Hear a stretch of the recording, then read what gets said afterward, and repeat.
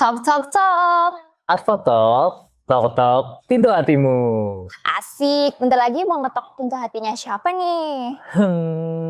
Mau kontak pendengar setia Advotok dong. Karena aku kan sangat cinta dengan pendengar setia Advotok. Jadi gimana kabarnya teman-teman? Masih sehat fisik dan mental kan? Kalau kamu sendiri gimana, San? Waduh, kalau aku sendiri sekarang lagi pusing banget sih. Tugas tuh banyak banget.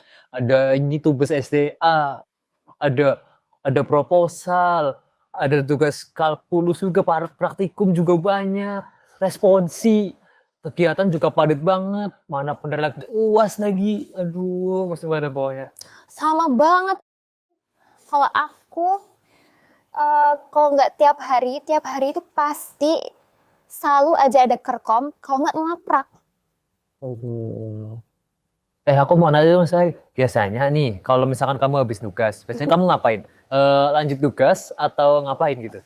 Kalau abis nugas aku biasanya tidur sih. Kalau aku juga habis tugas juga dikasih tidur. Yang selain itu dah. Apa ya? Abis nugas. Kayaknya nyanyi deh. Oh, nyanyi. Iya, kamu pernah gak sih pas lagi nugas, kamu sambil nyanyi, terus kayak dengerin lagu, itu kayak bikin hati tuh be fresh dan kayak pikiran tuh kayak relax gitu.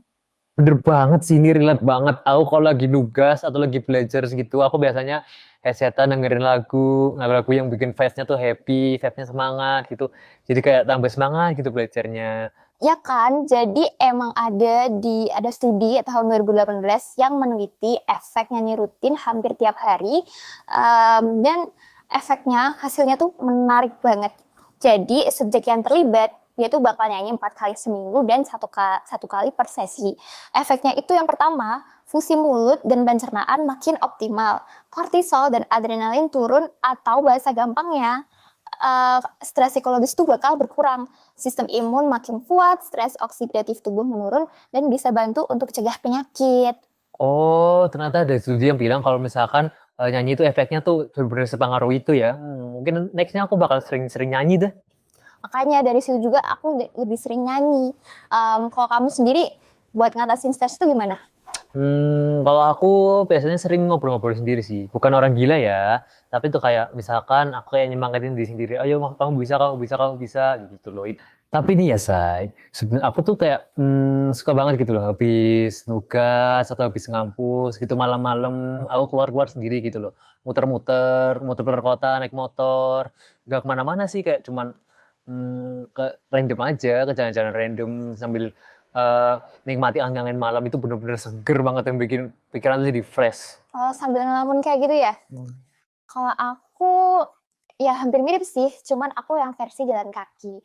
Kadang tuh habis ngampus, aku tuh biasanya jalan kaki sekitar perpustakaan es tuh sambil dengerin musik. Kaki jalan tapi pikiran ke jalan juga.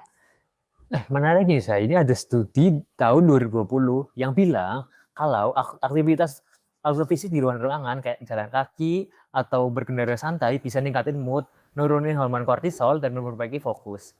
Efeknya bisa dirasain walau cuma 15 sampai 20 menit aja. Serius, kadang orang nganggapnya remeh, tapi ternyata efeknya tuh ngaruh banget ya ke psikologis kita. Terus nih ya, saya olahraga juga salah satu cara ampuh dong buat ngurangin stres. Kayak misalkan nggak perlu yang berat-berat banget ya, cukup kayak jogging-jogging santai, nggak perlu yang maraton banget lah, kayak cukup di sekitaran kampus saja, satu atau dua putaran aja gitu, itu cukup banget. Jogging ya, sebenarnya nggak perlu se-effort itu juga sih buat jogging. Soalnya kita stretching di kamar itu juga bisa kayak pelan-pelan. Terus dengan itu juga badan tuh merasa kayak makasih ya udah digerakin. Ternyata nih ada studi nih yang bilang kalau olahraga itu ngebantu otak buat melepasin hormon endorfin, hormon yang bikin kita tuh bahagia. Olahraga juga bikin tidur lebih nyenyak. Kan kalau tidur kualitas tidur yang baik itu ngaruh ke mood hari kita. Oh, pantes abis stretching kok aku rasanya kayak ngantuk gitu ya, dan tidurnya tuh jadi lebih nyenyak abis itu. BTW, kamu kapan mau olahraga? Aku nggak pernah lihat. Aku sabar olahraga tahu, aku sabar kan main game olahraga. Itu bukan olahraga, kocak. Itu olahraga bro, itu maksudnya e-sport. Bahkan ada kejuaraannya loh, mereka ada e-sport World Cup yang ada nanti bulan Juni sampai Agustus. Ya udah manut. Ngomong-ngomong soal game, aku tuh punya game andalanku di Play Store, namanya tuh Window Garden. Jadi gamenya itu gini, kita bakal dikasih tanaman, terus ntar tanaman itu kita rawat sampai dia gede. Dan yang bikin relaxing itu backsound-nya sih. Backsound-nya itu mereka pakai lo-fi. Terus kamu tau gak sih lo-fi itu apa? Lo-fi ya. Lo-fi itu kayak sering banget seliweran di YouTubeku sih. Jenisnya Ya, gimana? ya. Itu yang katanya buat eh nemani tugas atau buat tidur gitu. Itu aku pernah denger juga sih. Itu bener-bener enak banget lagunya. Bener-bener bikin nyantai banget. Ya, itu dia. Nah, lo-fi itu sebenarnya musik dengan tempo lambat, ritme yang tenang, terus suaranya tuh lembut banget. Jadi otak kita tuh bisa ngepasin dopamin, hormon yang bikin kita ngerasa tenang. Dan karena temponya pelan dan ritmenya stabil, detak jantung juga bisa ikut melambat. Kayak tubuh kita tuh dikasih sinyal buat santai dulu. BTW, kamu main game apa?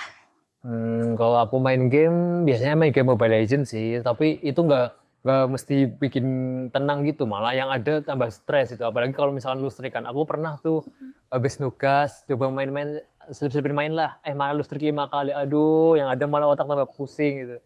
Iya, emang bener. Jadi main game itu sebenarnya boleh banget.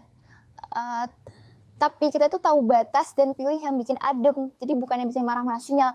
Nah, di studi di jurnal Computers in Human Behavior tahun 2019, main game itu bisa bantu relaksasi. Tapi kuncinya tuh di durasi dan jenis gamenya. Game yang terlalu kompetitif kayak Mobile Legends tadi, itu bisa ningkatin stres kalau nggak dikontrol. Jadi, main game itu sebenarnya boleh banget, tapi asal main game itu game yang santai aja dan gak terlalu kompetitif, dan waktunya itu jangan yang terlalu lama-lama banget lah, yang cukup sebentar aja. Oke, ngomong-ngomong soal adem, kamu pernah nggak sih ngerasain abis mandi air dingin, itu bawaannya tuh jadi lebih seger dan plong? Oh, pernah sih, aku sering banget ngerasain gitu sih. Nah, itu sebenarnya nggak cuma perasaan doang, karena dari riset di International Journal of Circumpolar Health tahun 2018, mandi air dingin itu bisa ningkatin aliran darah, nambah hormon non-adrenalin, dan bikin kita lebih fokus dan kuat ngadepin stres. Oh, jadi kayak tubuh itu kayak langsung on gitu ya? Iya, Oke. selain mandi, ngurangin stres itu bisa juga dengan nongki sama teman. Oh, nongki gitu. Aku sering banget sih nongki-nongki gitu sama temen sih. Biasanya kayak kalau lagi waktu senggang gitu, aku sering banget kayak kumpul-kumpul sama temen, ngobrol-ngobrol santai aja gitu. Mantas lah. Ya, iya, bener, bahas tugas. Nah, buat cara ngurangin stres yang lain, ini tuh ada yang terakhir, namanya meditasi. Kamu pernah nyoba meditasi nggak, San? Aku dulu pernah nyoba sih kalau meditasi, tapi itu udah lama banget sih kayak cuman aku dulu pernah kayak di kamar sendirian, tutup pintu, kunci, terus HP taruh jauh-jauh, terus coba duduk santai gitu, narik nafas. Oh ya, jadi sebenarnya meditasi itu tuh gini, aku soalnya dulu pernah nyoba juga. Jadi meditasi itu kamu cari tempat yang nyaman, terus tempat yang nggak berisik kan, jadi nggak sepi. Terus kamu duduk diam di situ, dan kamu tarik nafas selama 5 detik, misal ya 5 detik, terus habis itu kamu tahan terus selama 5 detik juga, terus kamu keluarin selama 5 detik juga. Nah, dengan bernafas seperti itu, kamu jadi bisa lebih aware dengan keadaan tubuh kamu dan juga keadaan di sekitarmu gitu. Oh iya, ini aku nemu nih ya, ada jurnal dari tahun 2015 yang bilang meditasi mindfulness bisa ngurangin gejala kecemasan dan depresi. Bahkan hasilnya bisa mirip banget kayak terapi ringan. Ya kan, jelas tuh pasti ada studinya. Hmm, jadi dari apa yang kita omongin dari tadi, banyak stres itu emang nggak bisa kita hindari, tapi bisa kita kontrol gitu. Ya, dan kita nggak harus pakai cara yang sama kayak orang lain, tapi kita juga bisa sesuaiin sama diri kita sendiri. Jadi apa yang works for me, kadang itu nggak works for you, dan itu nggak apa-apa. Yang penting kita kenalin diri sendiri, kita coba-coba segala cara, terus jangan lupa kita juga kasih waktu buat diri sendiri untuk pulih. Nah, ngomong-ngomong ya soal pulih, aku tuh juga ngerasa kadang yang bantu kita tuh bukan hal-hal yang gede kayak tadi, tapi dengan cara kita ngerawat diri sendiri, itu tuh juga udah cukup banget. Nah, bener. Semoga kegiatan yang positif itu bisa banget buat ngilangin stres. Tapi balik lagi ke diri kalian sendiri. Misalkan kamu nih suka skincarean gitu. Mm-mm. Kamu itu berarti ngasih sinyal ke otak kamu ngasih sinyal ke wajah kamu buat kayak ngelindungin wajah kamu gitu loh. Terus juga misalkan self reward gitu. Self reward itu nggak perlu yang banyak-banyak, nggak perlu sampai yang ngeluarin duit banyak-banyak. Cukup nyisain sedikit uang kamu gitu. Misalkan kamu habis tugas atau habis kegiatan, kamu capek, kamu nyoba jajan atau coba main-main santai gitu. Bisa sih kayak gitu sih. Tapi ya balik lagi jangan terlalu banyak karena itu juga Banyak. bisa beli duit. Iya, aku juga mikir kayak gitu kok. Jadi kita tuh emang harus jujur sama diri sendiri. Ini tuh beneran buat healing atau sekedar buat pelarian doang. Jadi kayak kamu bilang tadi, kalau tiap stres kita langsung jajan, kita beli baju, beli make up. Contohnya buat aku, nanti kita malah stres sendiri lagi lihat saldo. Aduh, iya bukan cuma otak doang yang burn out. Dompet juga burn out itu, aduh. Makanya penting juga punya kesadaran buat mindful. Apa yang kita lakuin tuh secara sadar, bukan cuma reaksi spontan. Mau itu skincarean, journaling, atau bahkan hanya sendirian di kamar. Kalau itu bikin kita merasa lebih terhubung sama diri sendiri, ya kenapa enggak? Nggak terasa banget ya kita ngobrolnya udah lumayan lama nih. Iya nggak kerasa juga ya.